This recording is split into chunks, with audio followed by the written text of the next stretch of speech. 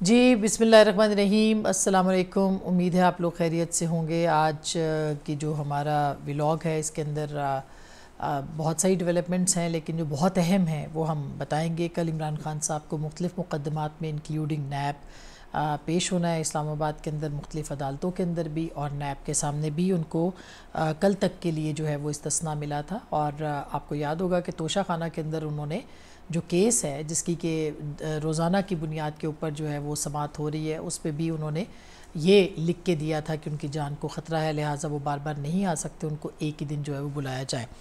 आज उसके ऊपर भी उनको 20 तारीख को तलब किया गया तोशा खाना के अंदर, और तोशा खाना के ट्रायल केस के अंदर जो है वो आज आर्गूमेंट हुआ है। सदर जो वहाँ पे आपके जज साहब हैं उनके बीच में हुमायूं दिलावर साहब के और गौहर अली ख़ान साहब के एतराज़ उठाया गया था। गौहर अली ख़ान की तरफ से इमरान खान साहब के जो वकील हैं कि जो हुमायूं दिलावर साहब हैं उनकी जो फ़ेसबुक पोस्ट हैं वो काफ़ी काबिल एतराज़ हैं, या वो एक पॉलिटिकल पार्टी के मुनासबत से उनके साथ जो है वो मुनासबत रखती हैं। इसके ऊपर उन्होंने कहा कि ये एतराज़ उन्होंने आज अदालत में उठाया था इसके हवाले से, और उन्होंने ये कहा था कि जज साहब ने इसके ऊपर जवाब दिया कि आपको नहीं लगता कि इसकी जुडिशल इंक्वायरी होनी चाहिए। इन फेसबुक पोस्ट की क्या फ्रॉन्जिक हुई है ये भी उन्होंने पूछा, और उन्होंने कहा कि आपको नहीं पता, आपको लगता नहीं है कि इसकी फ्रॉन्जिक होना भी बहुत ज़रूरी है। और जिस पे गौहर अली ख़ान साहब ने कहा कि मैंने जब इन पोस्ट को देखा तो मुझे बहुत दुख हुआ था, और ये फेयर ट्रायल के ख़िलाफ़ है, जो कि उनका एतराज़ था इस हवाले से उन्होंने कहा। लेकिन इसको हुमायूं दिलावर साहब जो है उन्होंने कहा कि और उन्होंने ये भी कहा कि मैं उम्मीद करता हूँ कि आप इसकी तरदीद करेंगे कि ये आपका अकाउंट नहीं है।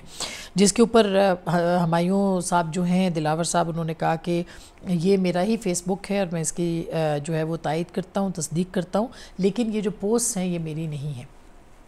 अब यह ज़ाहिर है कि एक अहम सवाल है। इस पे जो गौहर अली ख़ान है वो मुखातिब हुए और उन्होंने कहा कि आप जुडिशल इंक्वायरी कर सकते थे और सुप्रीम कोर्ट जा सकते थे। पोस्ट ठीक है या नहीं है, अदालत के लिए दुरुस्त नहीं कि ट्रायल चलाए। ये यानी उन्होंने एतराज़ किया कि अगर ये दुरुस्त है नहीं है तब भी आपको बतौर जज जो है इसके ऊपर नहीं बैठना चाहिए। इसके साथ साथ उन्होंने ये भी कहा कि इस्लामाबाद हाई कोर्ट में जब ट्रांसफ़र की दरख्वास्त दायर की तो तब फेसबुक पे मवाद मौजूद नहीं था। ये गौहर अली ख़ान ने कहा तमाम पोस्ट फेसबुक पर मौजूद हैं और फेयर ट्रायल और इंसानी हुकूक हर फ़र्द का जो है वो हक़ है, ये भी गौहर अली ख़ान साहब जो है वो उन्होंने कहा। तो अब ज़ाहिर है कि कुछ शुबहात हैं। जज साहब ने खैर कह दिया कि उनका ही ये अकाउंट है, लेकिन उसके अकाउंट के ऊपर उन्होंने कहा कि इसकी फ्रॉन्जिक होनी चाहिए, ये पोस्ट उनकी नहीं है। तो उन्होंने तरदीद कर दी कि ये पोस्ट उनकी नहीं है।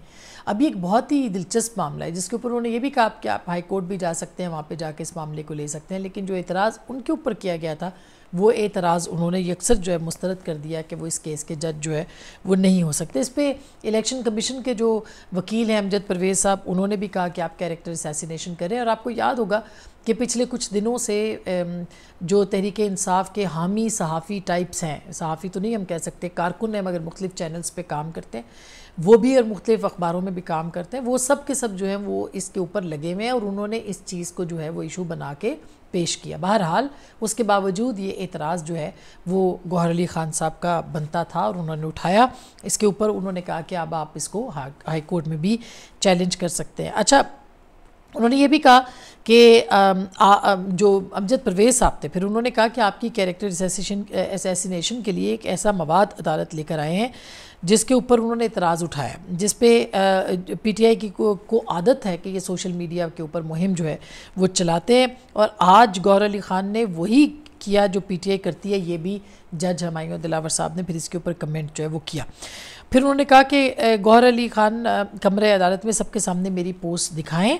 गौहर अली ख़ान जुडिशल इंक्वायरी में भी जा सकते थे, ये उन्होंने कहा। और फिर उन्होंने कहा कि पीटीआई जैसे ट्रोलिंग करती है वैसे गौहर अली ख़ान ने भी ट्रोलिंग की, ये भी हुमायूं दिलावर साहब ने कहा। यानी उन्होंने तरदीद की उनके ऊपर जो इल्ज़ामात थे, और साथ में उन्होंने शिकवा भी किया गौहर अली ख़ान से कि वो जितनी ट्रोलिंग पीटीआई करती है जो भी उनके ख़िलाफ़ होता है, और ये बात तो दुरुस्त है, गुज़िश्ता कई बरसों से हम खुद भुगत रहे हैं, इसका निशाना भी बन रहे हैं, क्योंकि हम इमरान खान साहब की हुकूमत और उनके जो तर्ज़ सियासत थी उसके ऊपर तनकीद करते थे। लिहाजा हमेशा से ट्रोलिंग करते रहे, झूठे मवाद और झूठी पोस्टें और झूठे प्रोपेगेंडे और तमाम उन सहाफ़ियों के ख़िलाफ़ जो कि उनके ऊपर तनकीद करते थे। ये पीटीआई का वतीरा है, इसमें कोई दो राय नहीं है। और अब ये एक कन्फर्म चीज़ भी है क्योंकि मीडिया प्रीडेटर के नाम से जो है वो आरएसएफ ने ही इमरान खान साहब को लक़ब दिया था, यानी ये शिकारी मीडिया के तौर पे।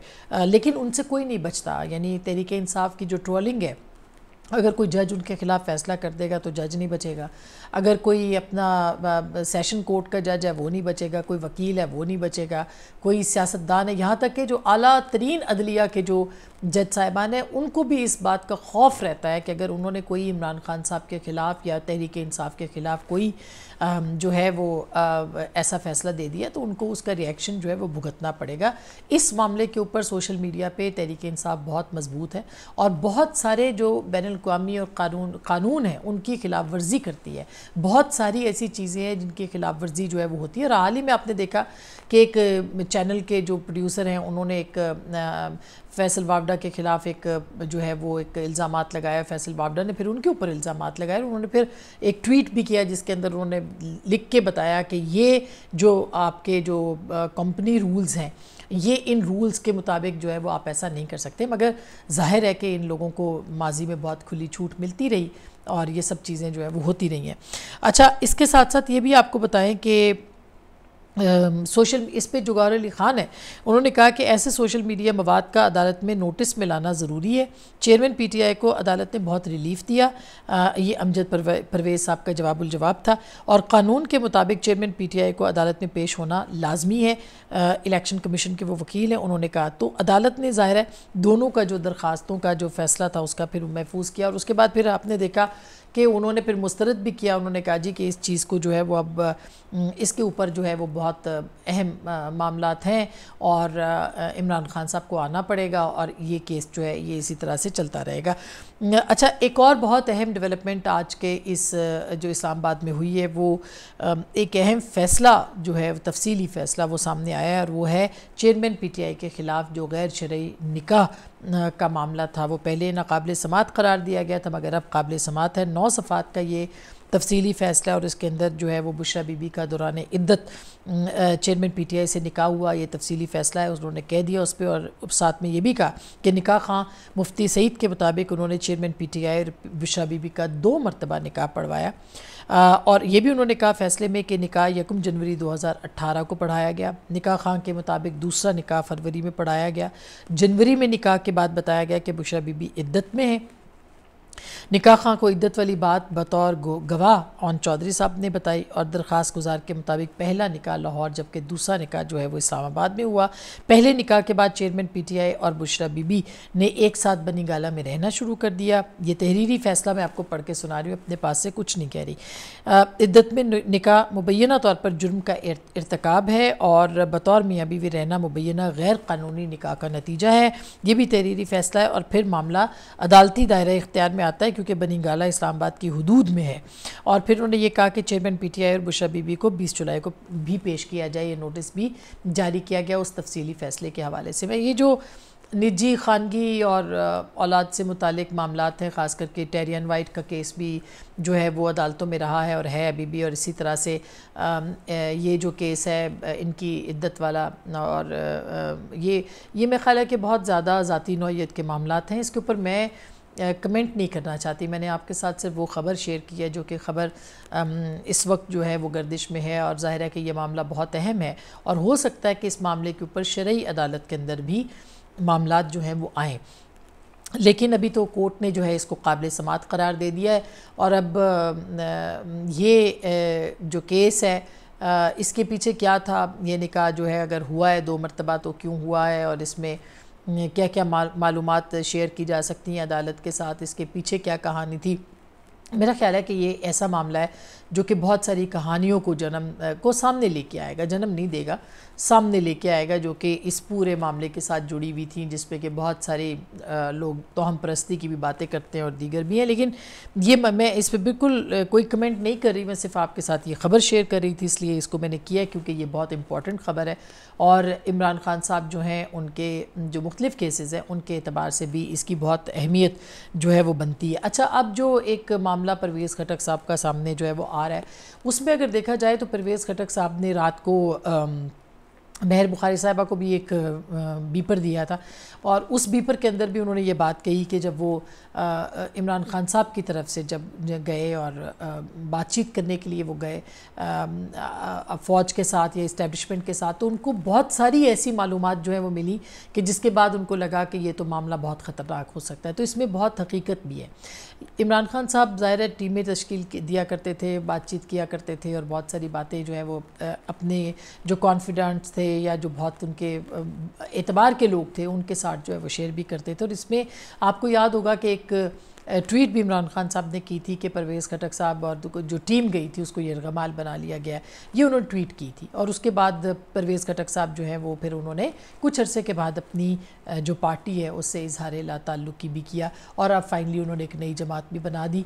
तो कल उन्होंने इसके ऊपर बात की कि जब वो वहाँ गए, उन्होंने मुलाकातें की तो उनको पता चला कि बहुत सारी चीज़ें जो है वो ऐसी हुई हैं जो कि नहीं होनी चाहिए थी। एक बात और उन्होंने कही कि, और वो अपनी प्रेस कॉन्फ्रेंस में उन्होंने बात की, उन्होंने कहा कि जी बहुत सारे जो उनकी जो बहुत सारे मामलात थे और इलेक्शन 3 ऐसे मौक़े आए जिस पे कि पाकिस्तान तहरीक इंसाफ को इलेक्शन मिल सकता था, लेकिन इमरान खान साहब के इरादे कुछ और थे और वो इलेक्शन जो है उन्होंने नहीं लिए।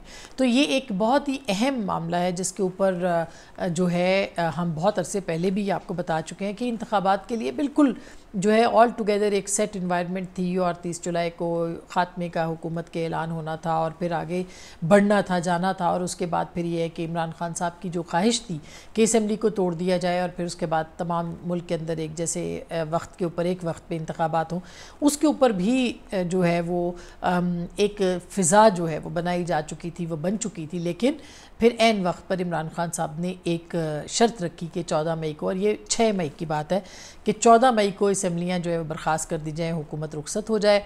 हुकूमत भी उस वक्त कोई बहुत ज़्यादा कमज़ोर विकेट पे नहीं थी, लेकिन बहरहाल ये जो मुतालबा था उन्होंने रख के एक डेडलॉक पैदा कर दिया और फिर 9 मई को जो कुछ हुआ वो आपके सामने है।